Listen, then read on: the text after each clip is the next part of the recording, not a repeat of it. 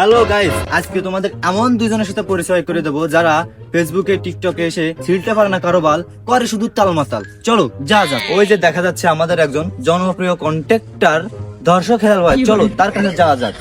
সবাই ছিঁড়েছে আমার বাল, আমি ছিঁড়তে পারিনি কারোর বাল। আমি হলাম দর্শক হেলাল।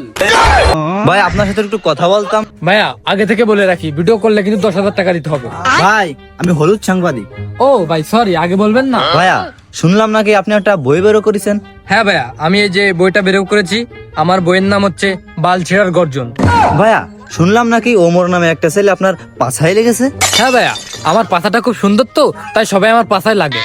আচ্ছা ভাইয়া, সেটা না হয় বুঝলাম, তা আপনি ওমরকে কি বার্তা দিতে চান?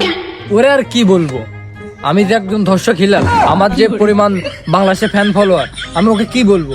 ওর যখন ভিডিওতে ভিউ না আসে তখন এর পাচায় ওর পাচায় লাগে। এখন মনে করো আমি যে বাংলাদেশের একজন সফল কন্টেন্ট ক্রিয়েটার, আমার মনে করো হাজার হাজার শিষ্য আছে।